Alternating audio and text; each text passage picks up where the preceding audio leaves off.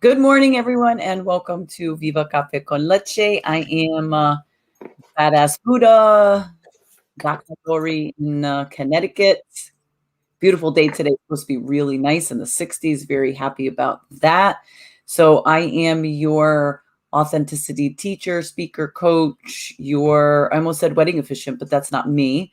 That's I don't do that one. Maybe I wanted to be you today, Gladiator Guru.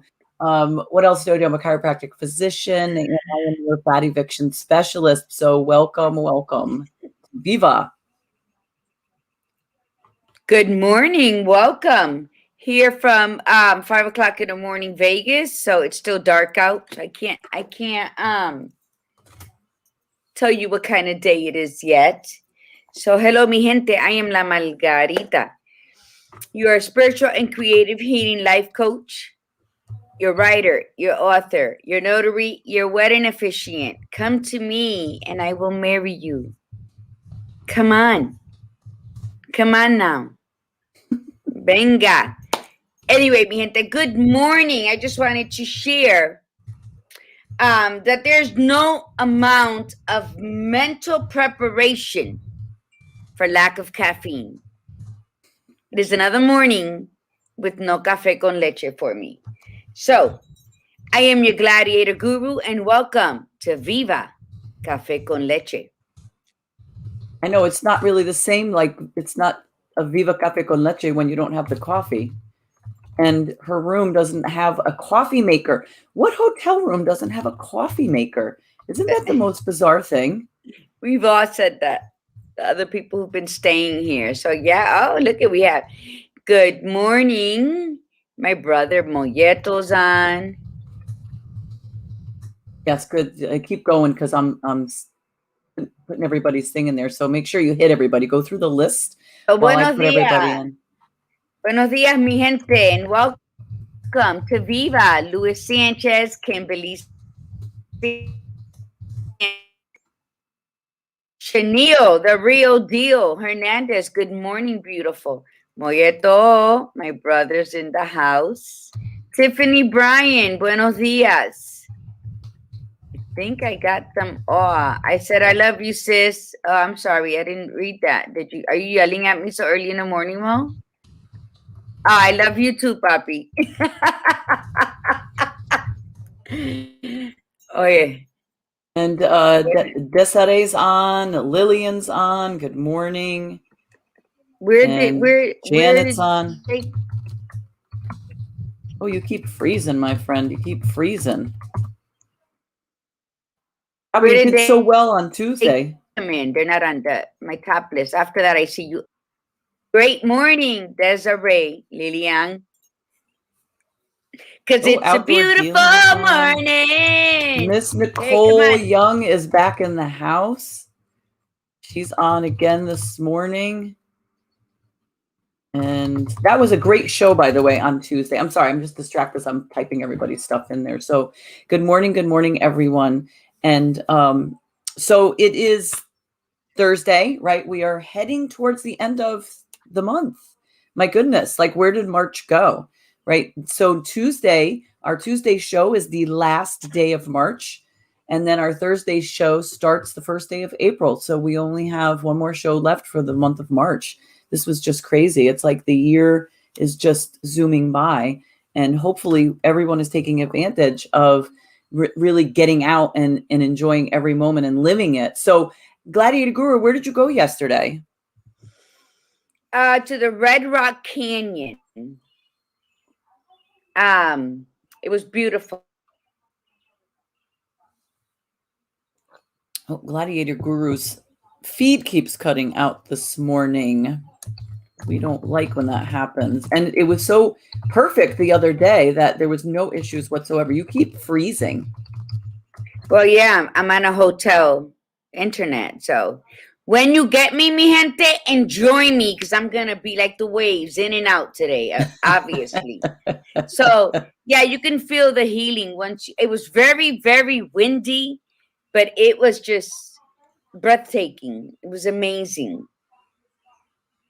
That's awesome. Yeah, I tried to do it yesterday for Nicole Young. She can't seem to get the YouTube video onto her IG, but I can't do it. Do you know how to do it? No. What our video Yeah, the one she was on. She was in. Oh, I didn't think you could. I thought that Instagram doesn't allow for like the external YouTube links like Facebook does. So I don't know. Desiree is asking, where are you, Gladiator Guru? Oh, I am in Las Vegas, and Monday I was at the Grand Canyon for like 3.5 hours. And it was beautiful. And I actually went out on that glass thing that's up 4,000 feet up from the canyon, the skywalk. So that was beautiful. And then yesterday we were like 3 hours in Red Rock Canyon, and then they had like these 7 pillars of rock stone on top of each other. Some had 4, some had 3, some had 6, but it was 7 pillars, all in these vibrant colors. So you felt like an ant when you walked up to the first rock to take a picture because they're like boulders. And whoever had the idea of painting them that vivacious, like magenta and the money green and the sunshine yellow and the cobalt blue, silver, it was phenomenal. But yeah, so those were my highlights here in Vegas, and I loved them. There was you posted a picture on your Facebook page of you sitting at the Grand Canyon. It's such a beautiful picture. So for those of you, check out Gladiator Guru's Facebook page so you could see this. I mean, such a beautiful, peaceful picture of you. I really liked it. The one that I wrote something about my mom.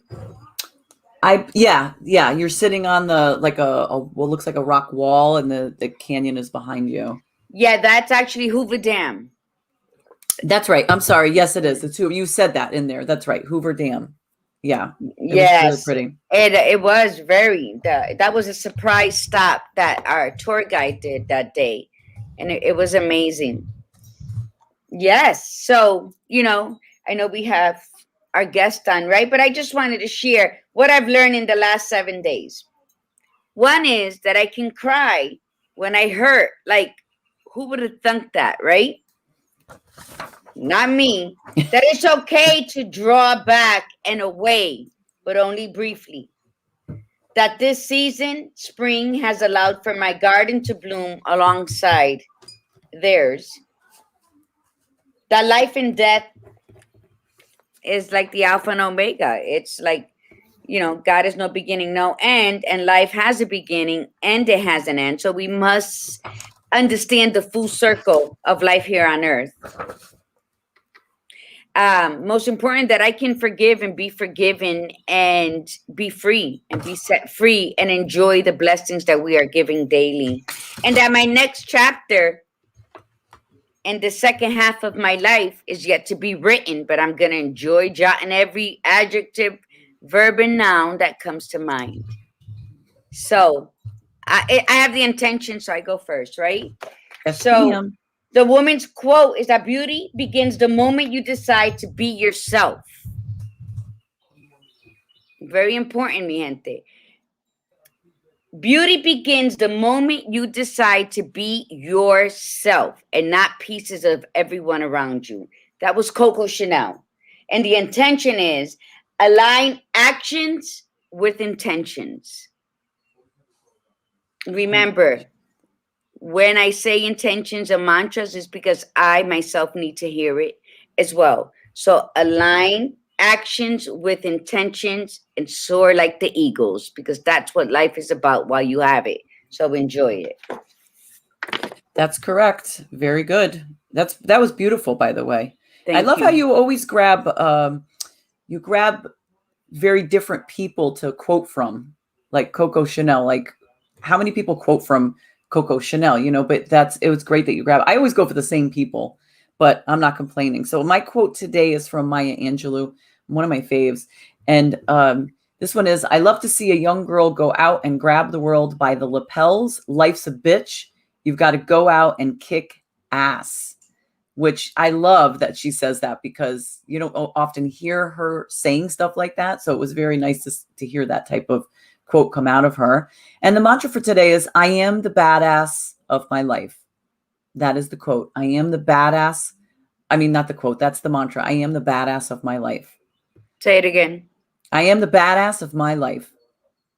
Beautiful. Right? Okay. All right. So we are ending, we're heading down. Like Tuesday is the last day of March, Women's History Month.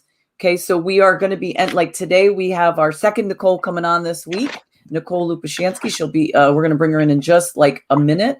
And then on Tuesday, we're going to do our last official, every month is Women's Month on Viva Cafe con Leche. Let's be realistic, but we're going to do our last, tribute, and that is a roundtable conversation where we're going to have multiple guests on. We're just going to be talking about women. It's women, coffee, and conversation.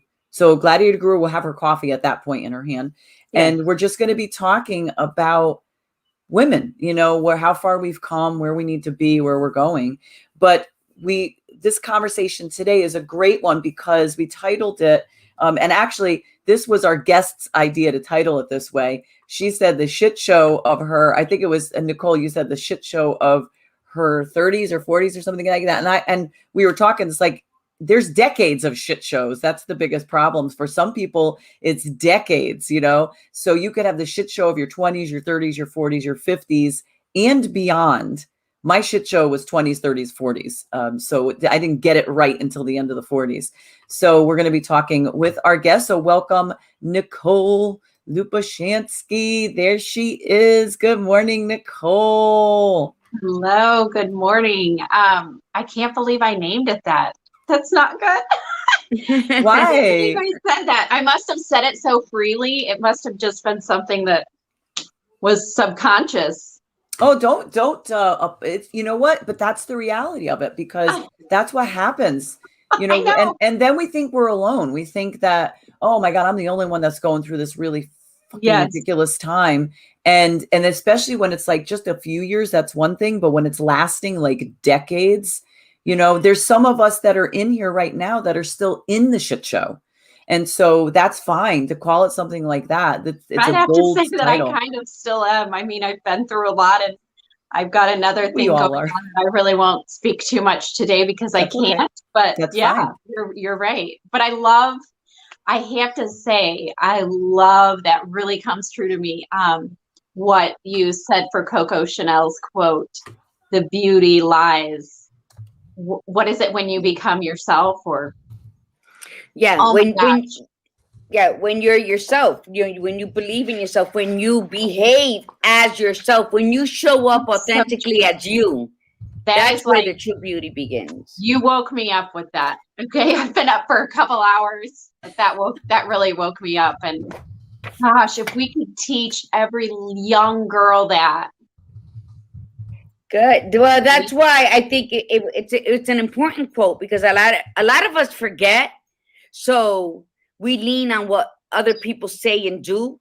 So then where's your authenticity? When you lean so much on other people that you can't even form a decision and trust it, then you're not being true to yourself. There's no beauty in you. And I don't mean this facade. I mean from your soul. So that really caught my attention, because we all need to remember that. We all need to be like slapped in the face with that. Like, why are you doing this? You are you, and you are enough. And we need to remind each other. We need to remind each other of that too. So because we all have our moments. When you said, Nicole, I'm kind of still in my shit show. We all have those moments. But transformation is lifelong. So every time you get to a certain level of your transformation, you start to one up it. And then you sort of look back and say, okay, well, this is great. I love where I've gone and because from where I was, but I'm still kind of here. So you know, and we still get those moments, because here's the thing about shit shows. We create our own shit show. We have to have the accountability piece. However, there are plenty of other roles being played by the people accommodating the shit show, and they are part of the shit show. So we allow that to come in. And so if those individuals or situations are still there, even though we have evolved to a certain level, they can still pull you right back in to that big pile of shit. And so it takes great skill set to just keep pushing forward and pushing forward and pushing forward until you are completely out of it. And that's why it requires the conversation. That's why it's a great title for those that are saying, oh, I'm here and I'm not too bad. But when you really take a look at your life and say, well, I'm not 100% happy. I mean, we go through like, are we happy? Like, I got my camera here. Are we happy, or are we tolerating our existence? And when you tolerate, that's when the shit show plays out periodically, or sometimes all the time. So just give, without giving too much away, I know that you had a conversation with Gladiator Guru and I, and there's a lot of stuff that's currently going on, and we're not going to have a conversation about that, but just give the viewers, the tribe, a little insight into how you came into becoming a coach and shifting your life out of some of the shit show. Like give them a little bit. It's interesting that you asked that, and we bring that up this morning, because sometimes I think about all the things that have happened or maybe currently happening because of past choices that I've made. And I think, okay, gosh, I really wish I wasn't going through this. But the reason that I went through it was so that I could be a life coach. And now sometimes I still have to remind myself of that. Like, oh, this is making me better. So I went through a divorce in 2014, 15, and I had this amazing mentor, and I saw him once a week, and he is an author and a counselor, and he's just a wonderful person. And he had done some executive coaching.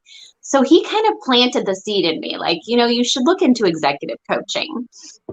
So I did, and I went ahead and I got my life coaching certification.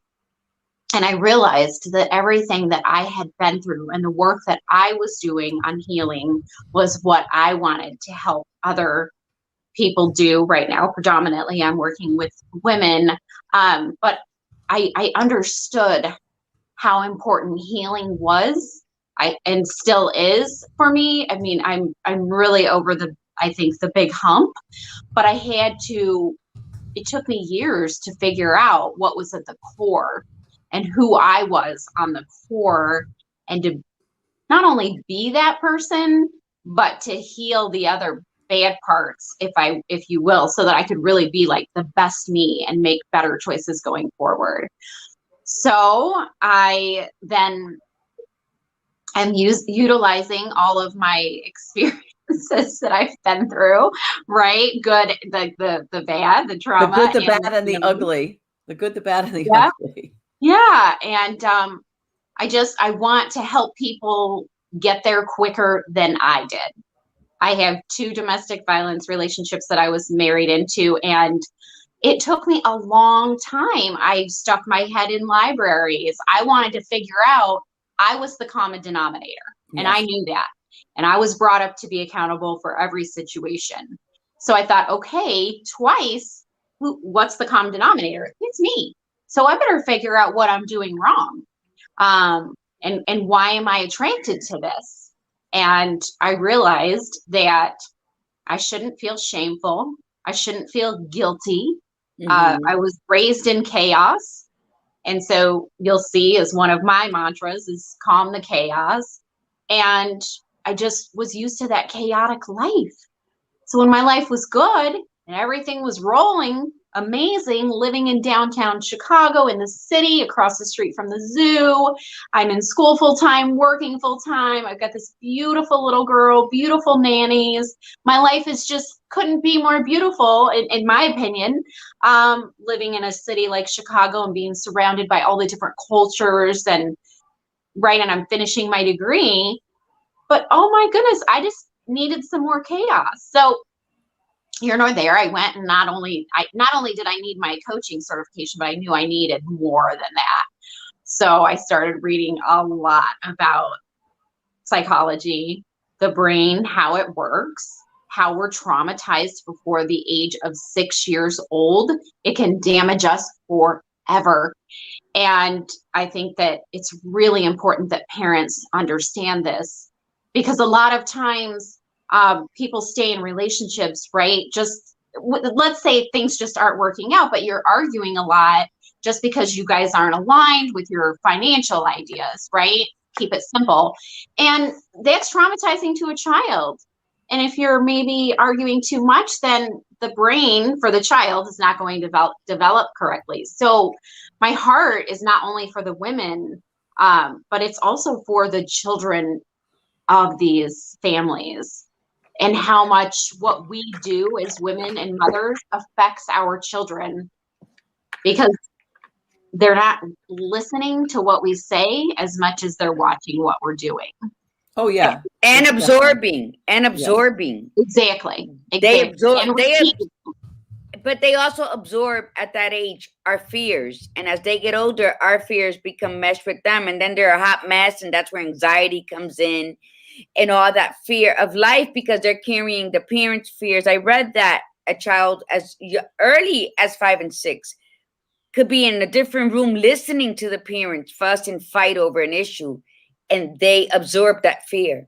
So now you're growing up with your stuff and their stuff, and then it comes a time where you can't even separate and identify what's what.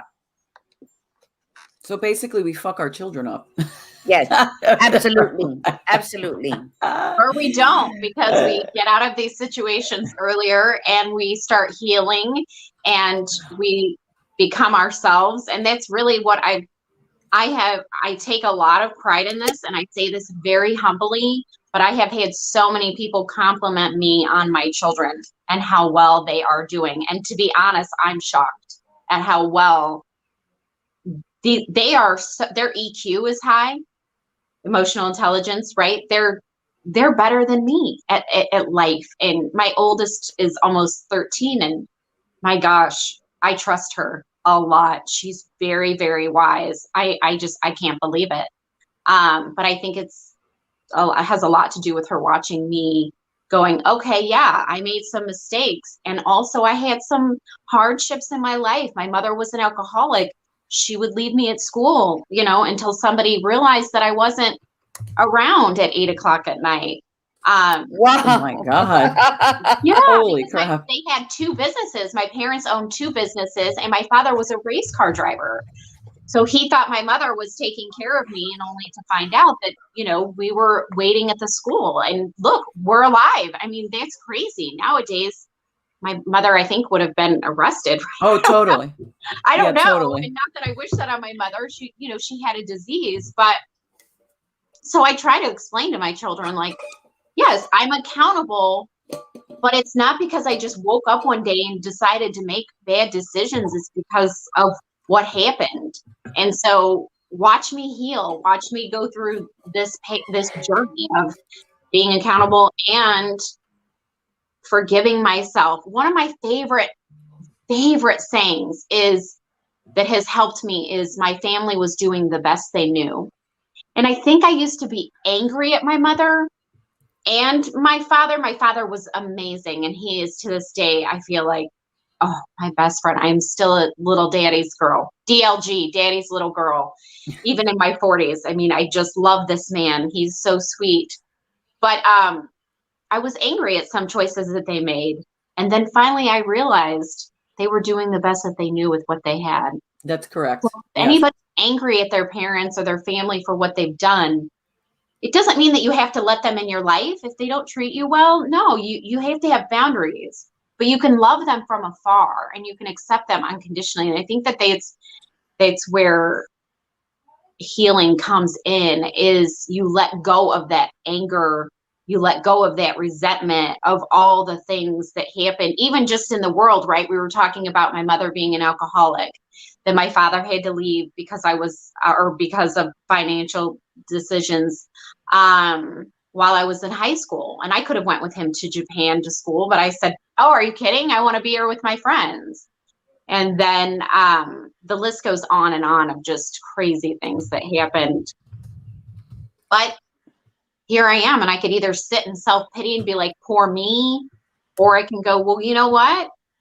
It doesn't matter. You're accountable, so let's change it, and let's make a different pattern and break generational patterns for your children. Absolutely. The thing is that what you're doing too is you're also giving, you're letting your children know, and anybody around you, your friends, family members, whatever, anybody that's paying attention and is impressed by your growth, you're letting them know that you are human. You have vulnerabilities. You can make bad choices. I don't like the word mistakes. I can't stand when somebody says, oh, I made a mistake. Mistake is a one-time deal. That's when you really don't know the outcome. But most people make bad choices, and they don't want to say that because they have to be accountable to it. And, oh, well, it's a mistake. Like, I didn't know, it was not my fault. So you are showing, especially your kids, that it is, we make bad choices. The only thing that we can do is stand back up again, brush ourselves off, keep moving forward, think about what we learned, and have a resilience. And so that's what you're showing your children. So even though children can pick up things, they say that by the time you're 7 years old, you already have your personality. So, and I always say, but I've never met a 7-year-old asshole, but I've met plenty of adult assholes, but I guess there are some 7-year-old assholes. I don't know. But if a child sees your changes, they might still themselves have some resentment for the situations at hand when they were younger. But they will also see, though, that you keep moving forward, you keep whatever you're saying you're doing. And when they come at you, because I have this with mine, I'm in the same situation. I was in the same situation, except it was just a little bit different. 2 relationships, very bad stuff going on. It attracted the same exact people in my life. And I said the same thing. What is the common denominator here? Hello, it has to be me, because this is what I keep attracting. And so my 17-year-old is dealing with stuff as a result of my choices. And my 7-year-old, who is very emotionally, like, unbelievable. She's so grounded, but she caught it at a different time. I made my transformation when she was almost 3. So she doesn't have a lot of stuff that she's attached to yet, but the 17-year-old was in the thick of all of it. She saw the worst of me. She saw the shell of myself, and then she saw me transform. So she's transforming with me, but she'll throw back every so often a little resentful thing. Oh, well, what about this? And she'll try to pull that in. But I keep just moving forward and going, well, that's who I was. That's what I used to do. I apologize. I couldn't do it any better at that point in time. I'm sorry that it affected you that way. All I could do is help you now and move forward. And she is getting it. She's also coached by Gladiator Guru. Guru's her coach, but she's getting it.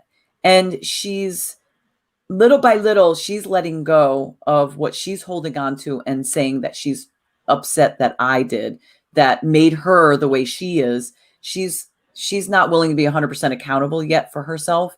But the cool thing about kids is this: anybody's brain is pliable. Like anybody's brain, they call it neuroplasticity. Anybody's brain can change at any age. But the younger you are, the easier it is to undo bad habits and create new habits, right? So if we get them younger, it's better. So even if you have children that are in their, preteens, teens, even in their 20s, and they were a product of your past, how you used to be, and you have changed, you just have to keep reinforcing that in them and saying, this is the new me. This is who I am now. Well, what about you back then? That was then. That wasn't a representation of me. And so, there's always going to be, like, when we say that, the shit show, the shit show is our show. We create it, but there's other players, and our kids could be part of it. And so our parents could be part of it. And like you said, the boundary thing, I mean, all those things are key players. There's moments where I'll catch myself doing something and I'll think back. I'm like, why do I do this? Like, why do I keep doing this? Why do I keep self-sabotaging? And I'll pull it back, to any good therapist would do, pull it back to the parents. It's the mother's fault. And there are certain things that I look back and I go, well, that makes sense because I know how my parents are as an adult. I'm looking in the personality and that makes sense, but that was their thing. Why am I owning it? So I'm aware of it. They weren't. So they didn't change because they weren't aware of it, or maybe they weren't strong enough to change. But what's my excuse? Am I going to keep using that as an excuse? Well, I was raised that way and that's what I learned and blah, blah, blah. No, you just, if you want to end your shit show, you got to pull yourself out of the shit. You got to wipe yourself. You got to shower it off. Right. And you just got to get out. It's funny you say that. My father is single and he's 71 and he's just always a cutie. I mean, when he used to go shopping with me, everyone thought he was my boyfriend. He's always looked extremely young. Now he just had this eyelid surgery, so he looks fantastic. But he was adopted and he was in love with my mother and she broke his heart with her alcoholism. And he chose us kids over her alcoholism because she wouldn't stop drinking. And he just wasn't going to, he couldn't do it. He just couldn't. I remember that. Anyways, and then he got married a second time and she broke his heart too, but not as much as my mom because my mom was just his first love. But so I've watched him over the years and he has never opened himself up.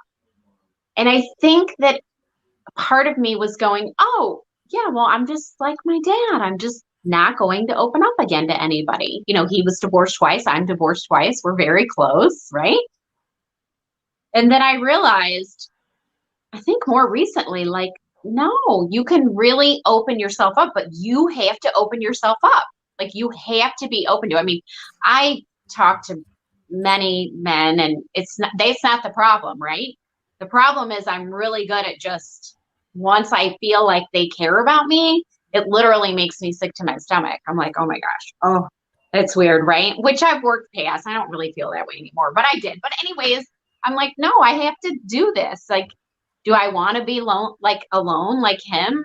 I mean, he seems happy, but I'm sure he'd be a lot happier if he had a woman to help him in his life. I know he would be, but he's just not going to open himself up. And so it's true. I'm glad that I'm aware and I'm grateful that I'm aware. I'm grateful that I'm in this space surrounded by amazing people like you that can just say something that clicks. And it's like, yes, it tells you you're doing the right thing, right? Like I'm in alignment. Confirmation.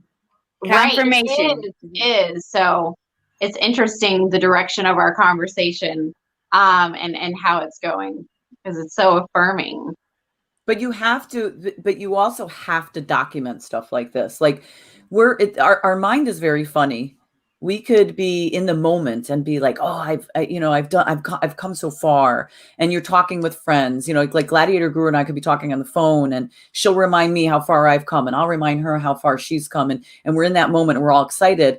And then you hang up the phone and then something happens and it just goes, plops you right down and you're like, fuck my life. And that's, and you start just like a little pity party and you're like, oh yeah, I've come so far, and we have to make sure that we document things. That's why journaling is so great, or just writing notes to yourself or affirmations or just looking at photos, like just looking at photos going, wow, like when Facebook pops up a memory or like Google, I get memories popped up everywhere. I love the photos. I get memories popped up. I'll be on my laptop and like Google popped up a memory. I'm like, really? And I don't remember that. Like I'll see a picture pop up and sometimes it's like a great memory. And other times you're looking at that going, wow, like I could see it in my face. I was so sad. I was so miserable and I didn't know it then, or maybe I did, but I didn't want to admit it. And where am I now? And so reflection is really a big thing. A reflection, like daily reflection, like how did your day go at the end of your day? Weekly reflections, even yearly reflections. At the end of the year, we sit there and say, okay, how did my year go? But we don't have to wait till the end of the year and start the new year. We could just sit. We could just sit and go like, how did my month go? How did the first half of the year go so far? The first quarter. Am I where I want to be? Did I do well emotionally? Did I have some struggles? And if I did, why? Because that's what keeps us in the shit show. If we didn't learn from what we experienced. And so, right, the path to insanity is doing the same thing over and over again and expecting a different outcome. So if you sit there and go, I don't know why does this keep happening to me? I just can't believe this. My life is such a shit show. Well, okay, take a step back. You know, sometimes when we're in the shit, we can't smell anything else. So pick your head out of the shit for a little bit, try to smell some other stuff, and then review it. What role am I playing? How can I do something differently?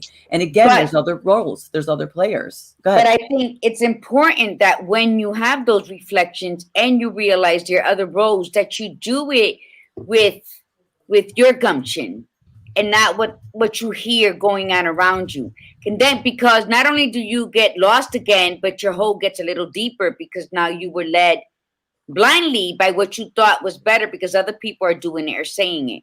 And I think authenticity, if you see reflections coming up in those Facebook memories, sometimes my husband will pop up and it's like, oh my God, and your heart sinks, but then you're happy because that the memories come up and they're celebrations, either way you look at it, whether they prompt sadness right away or not, there's still a celebration because that's where we was.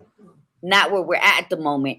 And just with the journaling real quick, Lori, because I loved what you were saying, is when you journal, what do you normally do when you're journaling? You can see my mess here. You write, could you see? What am I doing? Okay, so let's say you're doing, well, today I did 1, 2, 3, right? That's how we normally do it, right?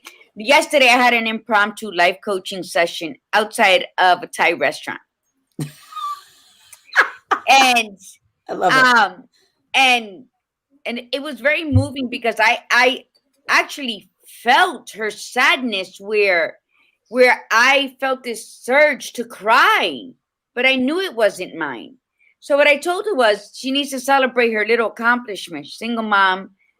She goes, well, I journal. And then I said, well, obviously that's not working for you. So I told her to start at the bottom of a page at the corner, right? Today I did this, and then go up like you're achieving a climb up Mount Kilimanjaro, and you just write it, and go up. Because why? Because when you're celebrating yourself, when we make a list in our journaling, and we're going down, we're going down the page. Well, let's fucking start going up. Oh, I like that, Gladiator. With the celebrations. So I think whether you're gonna journal from 1 down. I think because I'm an artist and I like to see things, I like to do things different.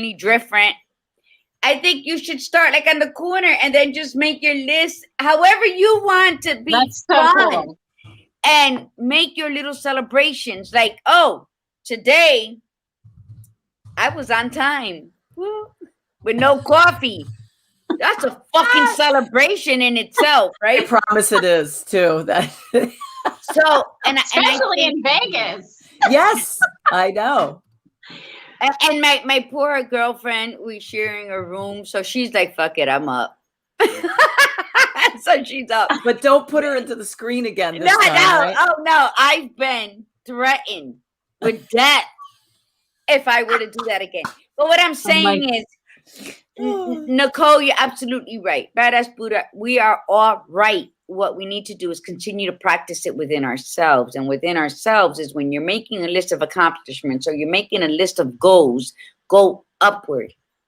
You know why? Because everything that goes up must come down, but build upwards. Because when you do fall and slide a little, you can still hang on to what was, you still have something to hang on to. Yeah, I would say this. I would say journal every day. I have my clients do it in the morning and at night, and they journal what they want to accomplish in the morning. And then at night, they can just journal what they're grateful for. And that can be the fact that they just thought about achieving something, even if they didn't. The fact that you're even thinking about it and getting towards that mindset helps. Another thing that you say is so funny how you're hanging. So yesterday I went zip lining, and oh my gosh, I had no idea what I was getting myself into. They don't tell you this, right? And you can't turn around and go back. I was standing up on a platform with my daughter in the middle of a thing, and the wind is just blowing the trees. And I'm like, okay. And she's like, mine. I'm like, tell them we need to get down. Tell them we need to get down. And there's nobody around. And the other people behind her are like, just go. I mean, I had no choice but to keep going. And I wasn't sure that I was going to live in that moment. It was, I mean, and everyone else there, they must go every day. Yes. Like, and I'm like, yes. Right. My body is so sore. But it's true, right? You just keep climbing and you just keep going. And sometimes you feel like you're not going to make it, but you just hold on. You just hold on to that leap of faith. Leap of faith. And sometimes it's okay. It's okay to slip down or to just absolutely rest. Sometimes, I read a quote that says, I told my friend that I was emotionally hitting a wall, and she said, that's okay. Because when that happens, that means you need to rest a while and refuel. And that was because sometimes we berate ourselves for just like taking a breather. Like, oh my God, I have so much to do. How dare I sit down? How dare I go drink my 5th cup of coffee? I don't know. I'm just saying. You have to. But sometimes we're harder on ourselves than the world is. Yes, but I mean, that's one thing I've learned is having my own business. If I don't stop, my body's going to stop me. That's correct. Right. So I'll take a bath in the middle of the day. If I am just really overwhelmed and I just have a lot going on, single mom, 2 kids in the house, a dog that everybody told me they would help me with, but obviously they don't. Never happens. I'm working through that, telling my daughter, it's not your fault, but I am angry at you. But it's not your fault because you didn't know when you were 10 years old what you were committing to. But anyway, so yeah, I mean, it's so important to intuitively. Society tells us work. And I'm not saying especially women. I think you do have to work hard, but I also think you have to integrate those rest periods throughout your day. That's where your best productivity comes from. That's where you really are able to continue going. I mean, listen to Rachel Hollis. She was so stressed out and she went on vacation and one of her sides of her face just went, and she was having, I think, like a Bell's palsy or something. I don't know what you call it. I'm sorry, but she had something. And she had to go to the ER, and it was because she was pushing herself. And somebody that has anxiety like me listens to her and goes, okay, I can't be in that situation. Like, I don't. So you have to listen to your body and you have to take care of yourself. And it's okay. It's actually better than okay. It's good. It's what makes you stronger. It's necessary. It's necessary. That actually helps keep us in the shit show. If we don't take care of ourselves. Not taking care of ourselves because because here's the other piece. So what Gladiator Guru was talking about, we're always like, we're hardest on ourselves. We also train the people around us to expect that as well. So if we're saying, oh, I'm going to do this, I'm going to do as Gladiator Guru likes to say, you're Captain Save a Ho, like you save a ho and save a bro. You're like always doing everything for everybody. And the minute you keep doing that, you train everybody around you to believe that way. So when you finally do say, okay, I can't do this anymore, it's not sustainable, I'm going to go ahead and take the bath in the middle of the day. You go in and take the bath, people are knocking on the fucking door going, what are you doing in there? I'm taking a bath. Why? Because I wanted to. Well, but shouldn't you be out here? And you have to retrain everybody. And that's where the boundaries come in. So if you are tired of the shit show of your life, you have to first decide what role you have played in this shit show. And then decide, do I want to be in it? Because I'm going to tell you, there's a lot of people that will complain about being in the shit show, but they actually like being in there. Oh my gosh. They're like taking the crap and they're putting it on their face and they're putting, oh, it's a mud mask. This is great for my skin. And they go, oh, but I don't want to be here anymore. And then, oh, but this is feels so nice. It's nice and warm, but enough already. Like we don't want to, honestly, we don't want to hear you because I was that person. We don't want to hear you complain about your life and then just go right back into it. We get that it's a habit. But you have to at some point say, okay, I got to take a step back. I got to view this, got to kind of put my hands back up here and look at all the shit around me and go, okay, what do I change? And is it an easy fix? No. But again, because you have to change you, then you have to get everybody around you. You don't have to get them to change. You just have to get them to accept your change. And if they will change. And if they don't accept the change, then who cares? Then keep moving forward. Like, you don't have, then you move away from that person. That's all you do. So we are hardest on ourselves. And then to make it more complicated, we get everybody around us to perpetuate that the thing that we created about ourselves. So we have to say, no, I'm going to say no today. What do you mean you're saying no today? Yeah, I'm saying no today. Sometimes that creates a little shit show just when you're making the change. And that's another thing, is a lot of times we stop pulling ourselves out because it makes other people uncomfortable. And we're like, oh, I'm supposed to be coming out of the shit show, but in my change, it's making it shittier because these people are giving me a hard time. So I'm just going to stay back in. If you are making it harder on other people, guess what direction you're supposed to be in? That one. Doesn't that make sense though, right? Nobody's ever happy. There's very few people that are ever happy with the change that a person makes. Well, because it's it human affects nature them. to challenge the boundaries when somebody gives you boundaries. Sure. Right. Yes. So of course people are going to do that. And back to what you said though, when your behaviors change, it will antagonize things at first for others, but then they'll get to a point where they realize that they can only behave a certain way or act a certain way to be in your life. So they'll typically change. Mm-hmm. And if they don't, then exactly what you said, you're on the right direction to separating your life from them. Or they separate from you. Because, you get people that are narcissistic, for instance, and we all have them in our life. Like, there's never anybody that does not have a narcissist in their life. And narcissists are all about the drama. They're all about the shit show. They can complain about it, but they are knee deep. Oh yeah, they're diving in, coming up, smiling, and when you start to pull yourself out, they're going to really, really try to get you back in because you are part of their world and the way that they want to play it. But the thing is, just like anything, you just keep moving forward, and you keep deciding this is the way I want it. They will get bored of you after a while. They won't want to be involved with you anymore, and they'll move on to somebody else and put their effort and energy in there. But in the beginning, it's not easy. You have to go through a very rough, crazy patch before they decide to say, okay, the hell with you. I don't like you anymore. I don't want you around anymore. I never had that problem.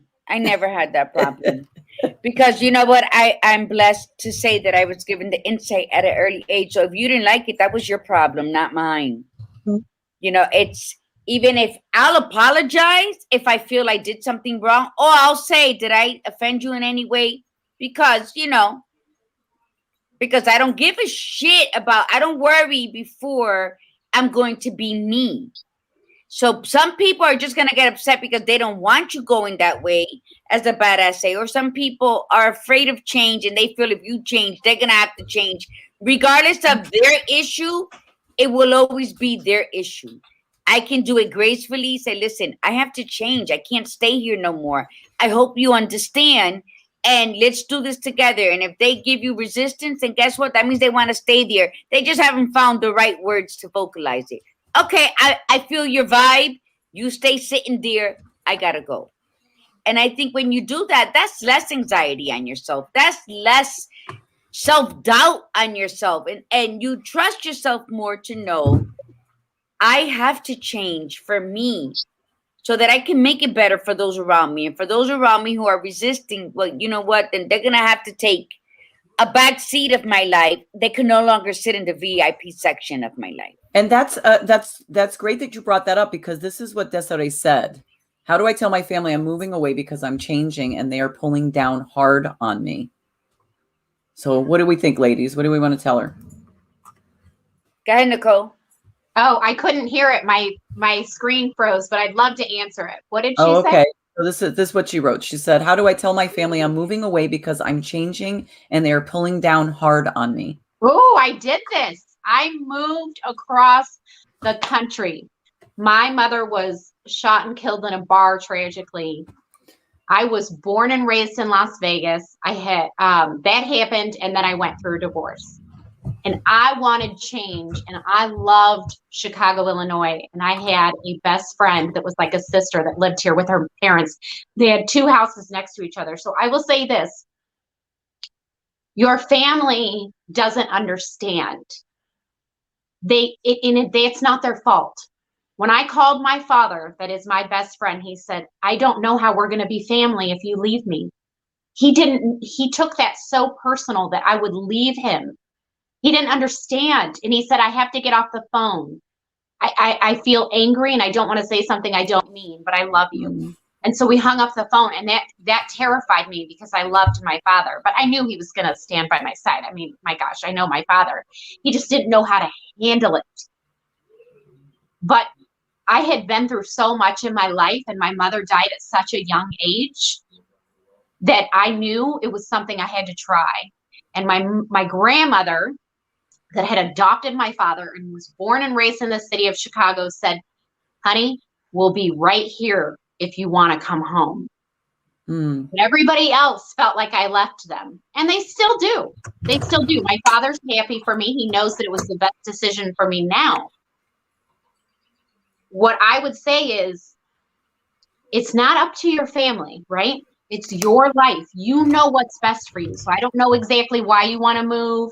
I don't know if you're needing a fresh start, or if there's something wonderful and opportunities for you to go to. But if you have thought this through logically and it is not an emotional decision, you go for it. Go for it. It is your life. She wrote, I'm not moving in state. I'm moving in state of mind. So she's not, so Desiree, you're not physically moving is what you're saying. I think it can apply. I think exactly what Nicole said can apply. Yeah, I do too. And I would say yes, because you are, if you are moving in a state of mind and you are transforming, people are going to challenge that. Oh God, yeah. Going to understand, and that's okay. It's not your job to make them understand. Right. If they want to understand more, then they will kindly and respectfully ask you questions. This is where you're going to learn a lot about who somebody is in your life. Mm-hmm. Are they in your life and want to control you? Or do they unconditionally support you? You deserve. I matter, right? I, Nicole, matter. You matter. And you need to tell yourself that every day. I matter. I want to do this, and it's good for me, so I'm going to do it. Whatever those state of mind transitions are. And the people that are healthy for you are going to support you. And the people that don't, it's okay. You can still love them from afar. You can't live your life for other people. My gosh, if we were all living our lives for other people, how would we even stay sane? It's enough to live our lives for ourselves. So I think you really need to hone in on who you are, what you want, what kind of life you want, and be confident and know that you're going to find people that will support you. Yes. I don't want to go into it, but I am all alone in many ways. I moved across the country. I've moved my state of mind. I'm different than my family, and I'm making it, and I'm surrounded by wonderful people. That's why I'm here on this show today. And that's awesome. But also for those who feel alone, and like if you are a spiritual being, you believe in a higher power, then that alone, in those dark moments, you will pull strength, because if God is someone in your life, then no matter what hole you dug for yourself and it collapsed on you, you're never truly alone, are you? Because you pull that strength from your higher power. And I think we got to remind ourselves of that too, because we go to God when we need him, but then when everything's okay or we feel lost, we forget. All we got to really say is, Father God, please help me. The light will shine in through the grains of dirt. But absolutely, I think what you said is perfect. Badass, thank you for sharing that story, because we really didn't hear that story as intense before. So that was beautiful. And I think we come together, Nicole, when the time is right. Everything happens when it's supposed to happen. What's the word I'm looking for, Badass? I don't know. and I had coffee. I don't. Divine timing. Yeah, divine timing always works, and everything happens when it should, as it should. And I'm learning that, and I'm trying to be kind with myself during that. With my mother passing away a week and a half ago, it's hard. So sorry. Thank you. So like it's been a lot. And then going to the healing grounds, and it's like, was it her time? Yes, it was her time. I got a sign. I prayed. I feel, but I don't think it was her time. So, you say, what is your chaos thing you say? What's your the chaos? And mine's is, I rode the wave of chaos, and I jumped off, but sometimes, it comes and it entices me to get back on. But I learned to just give it a certain time window to be there. But I think with all of that, we learn what we're supposed to learn when we're supposed to learn it. And sometimes, we get knocked around prior to getting there because we're thick-headed. We think we know everything, or we think we're going to solve it. So I think it's at times, if we ride the wave, that, we will fall on the embankment that we're supposed to. So I'm very grateful. I'm grateful for all the people that I meet when I meet them, whether they left a bad taste in my mouth or where they make my clit dance. It doesn't matter. It's a feeling either way you look at it, right? So you got to embrace both. She's waking up now. She's a little quiet this morning, but there she goes. She's starting to come back to herself. Because Nicole ended that good. We're never truly alone, although we have those moments where we feel like a fish out of water. And I think those are also moments we need to embrace, so that when we don't feel alone, we know how to help someone who's in that moment. We just pull from what we know, right? So Coco Chanel says, the beauty of everything is when you are true to who you are. And when you're true, you wear your scars as battle badges, and then you learn how to tend to other people's wounds when they're sent to you for that. So, and the people that you're willing to attend to, because so with regards to what Desiree was saying, nobody in your inner circle is ever going to be 100% happy. Some people will. Some people are great. Some people will be like, we couldn't wait for you to change. We were so happy you left him, or we were so happy you went back to school because we always knew you had it in you. There's always those people, but a good portion of them, though, are very used to you being the way you are because it fits into their life. And the moment that you start to change, it makes them have to change, and they don't want to do that. And so they start giving you a hard time until you cut the cord and say, this is who I am now, or this is where I'm heading. That's it. That's it. And you keep saying, and it's going to get rough, and there's going to be pushes and pulls. And then after a point, they're going to be like, okay. And they may never fully accept that. I have an Italian family, right? Do you know that I have cousins that moved to Arizona back in the 80s? They moved back in the 80s, right? And the rest of the rest of the family couldn't understand why they moved to Arizona. They're like, well, I don't understand why they're moving to Arizona. That's so far away, and blah, blah, blah. And they would periodically say this in the beginning. And to this, they don't say it to this day, but the 80s they moved. And the only answer to that is because they wanted to move there. I mean, I think about my grandparents, all 4 grandparents came from Italy. Did their family say to them, why are you moving to the United States? Blah, blah, blah, because they wanted to start a new life here. Mm-hmm. And they did. But we see that a lot of times. We see that with family dynamics where some people want to physically move somewhere else and they get resistance. Why would you want to go over there? Because I want to. Or mental moving. Why do you want to do that differently? But you always did it this way, especially like Desiree mentioned something about religion. I was raised Catholic. I never resonated with it. I resonated very much with Buddhism, very much so. However, I still believe in Jesus, so I always joked and said I'm a Christian Buddhist, I would say that. But I definitely was not a Catholic. I didn't raise my children that way. They're not. And I got a little bit of a resistance from it because, well, why didn't you do that? Why aren't your kids blah, blah, blah? But not too much, because I kind of made it really clear that that's just not, I don't believe in it in that way. But you will always find resistance until you stand up for it and say, this is who I am. Like, you're good with it. You're not good with it. If you're not good with it, I don't know what to tell you. And then that will pull you out of your own shit show. Let them stay in this shit, for God's sakes. I mean, if we're going to pull it back to the title, this is your life. You decide what you want and what you don't want. If you're not happy with your life, you got to decide what role you're playing, stop playing that role, and let everybody stay in the pile of shit and let them complain about it.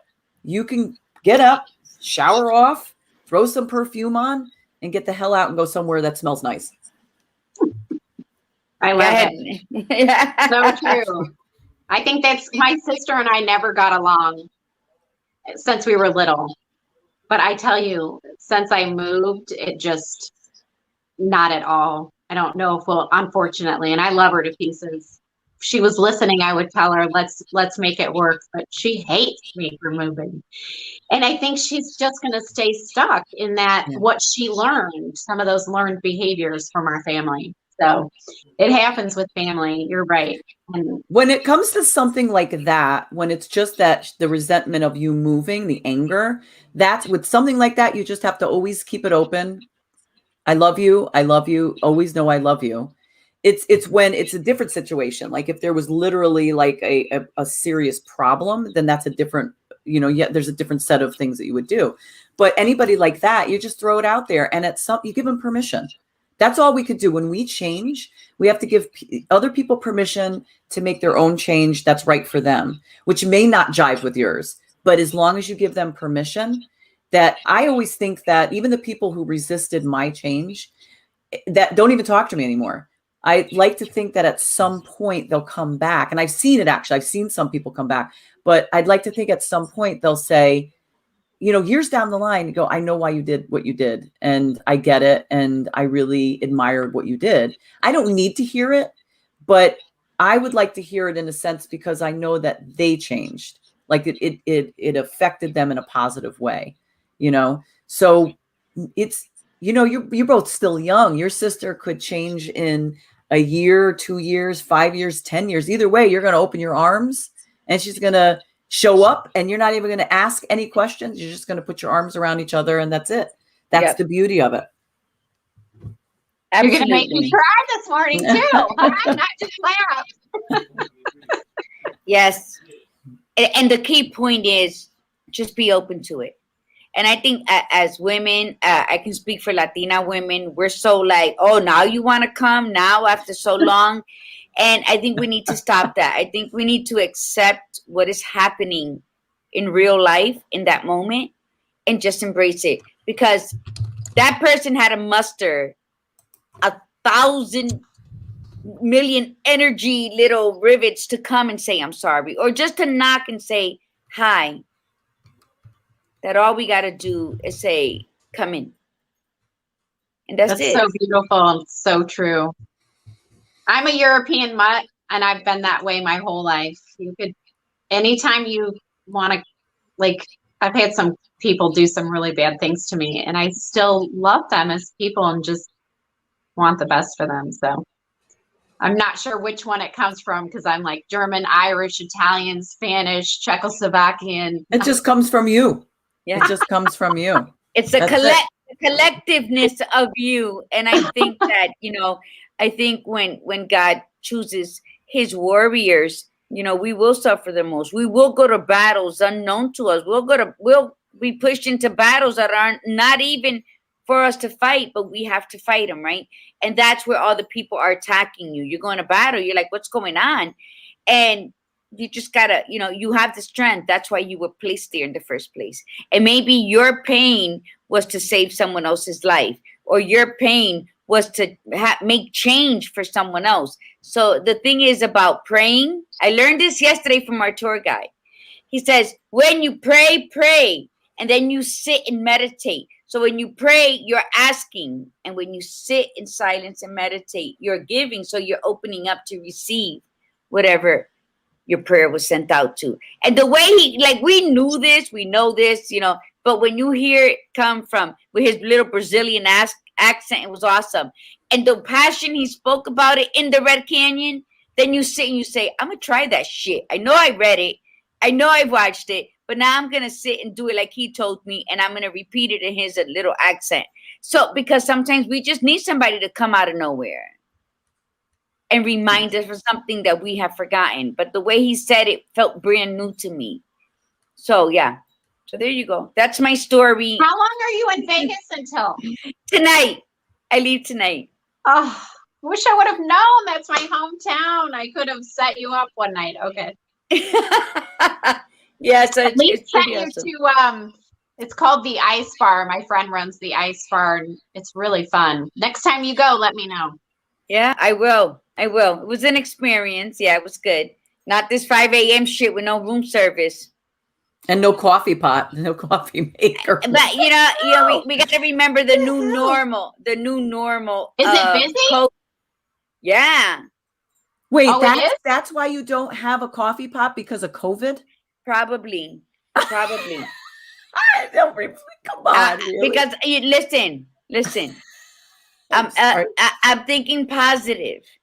I'm thinking we're at the Mirage. It's a beautiful hotel. Beautiful there. It's beautiful. So I'm thinking definitely because of COVID. Because of COVID, yeah. Because when the guy brought us towels, he knocked. He had his mask on, and he was like 8 feet away. He was against the wall of the opposite. Did he throw the towels at you? Here you go, ladies. Here they are. No, he put on the doorknob. He put on the doorknob. He goes, "Your towels," and I was like, "Okay." So, I mean, I believe it's the new normal and navigating through COVID, because practicing health and safety. So you got to respect that. They do have a Starbucks that is open. So as soon as we end this call, my Happy Jack behind is going to be going down 14 floors and walking across the casino to Starbucks, because room service is at 7. So I got it down pat. My day's scheduled. What? So the casinos are open.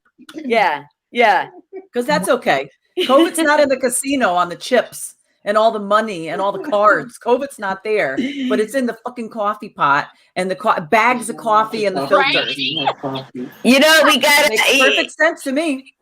And you know what? Accepting, and this is to Desiree, and piggybacking on what you ladies said before we leave, is accepting what is in the moment. Just it allows us to be free of all the trappings of life. And I think we got to practice that. And and as we go through things, we learn, or we're entering that training that's broken up in 3, and we're still in the first trimester of learning. So I think that death, my father died, then my husband died, and now my mom, and the pain is so much.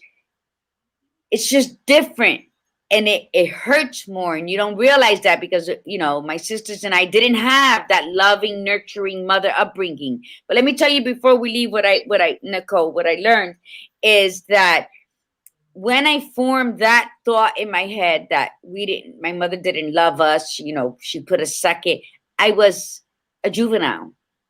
And what happened is, as I matured and grew in age and wrinkles and a little flab here and there, that thought process did not grow with me.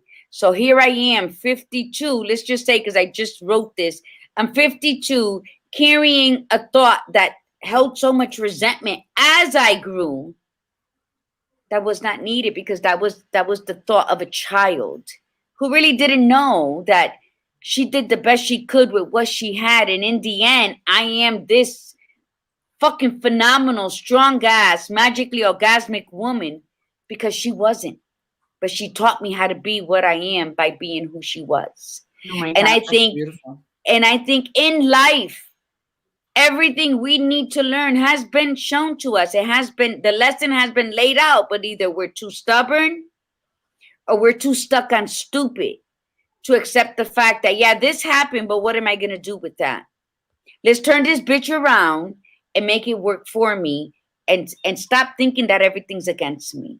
And that's where I'm at right now. That's where I'm at. And it's amazing. Yeah, and it's because of Mom. So, the gratefulness will go until my last breath. That's beautiful, Gladiator Guru. Truly wonderful. Well, we want to thank you. That's a great way to end this show. Thank you so much, everybody, for coming on. Nicole, I'm going to put up a way for everybody to see you again. So if definitely look Nicole up. Nicole is on Instagram, Nicole_Lupushansky, and www.NicoleLupushansky.com. And any last words, Nicole, before we end for today? I would just make sure that you look in the mirror and tell yourself that you matter. Because when you do that, you start accepting that you do matter. It's a repetition. Even if you have to do it every morning, I would say 15 times, say it in the mirror, write it down every day for a month, and see what has happened in your life and over those past 30 days and how you feel. It takes one tiny step. And if you miss a day, don't worry about it. But it takes one tiny step as long as you're moving forward. Be kind to yourself, forgive yourself, and take a bath in the middle of the day when you need to, if you can. That's right. Wash the shit off, right? Yeah. Thank you. Thank you for that. Thank you so much for having me. I know you have touched me and blessed me so much this morning. It's like I needed this. I am going through my own stuff, and I wasn't 100% feeling up to it, and I'm really grateful. And you guys just your wisdom, I'll carry it throughout this next chapter in my life. Just quickly wanted to say that Sandra Molina said, "Thank you, ladies. Nicole, I'm in the same position with my sister. I've forgiven, and yet her wrong insinuations keep on. We are not speaking either." And so you've touched people, and there's a couple of other comments that came in that they want you back. So definitely Nicole will be back on, and again, reach out to her, connect with her, and it is time for us to say goodbye. So everybody have a really great weekend. Safe trip, Gladiator Guru, back to the East Coast. We will enjoy the rest of the time that you have there, and we will see everybody on Tuesday for Women, Coffee, and Conversation. So from the Badass Buddha, remember, be you, be real, and be extraordinary. Yes, and before we leave, Nicole, thank you for reminding the women that they don't need permission to take a bath in the middle of the day. That's right. No, seriously, that little thing that you said helped you. People are like, I can do that. Yes, you can. Go fucking run a bath water. That's right. Yep. Okay. And thank you so much, ladies. You are amazing. And remember, mi gente, breathe in the beauty and breathe out the bullshit. Namaste. That's right. Namaste, everybody. Namaste. Have a great weekend. Thank you.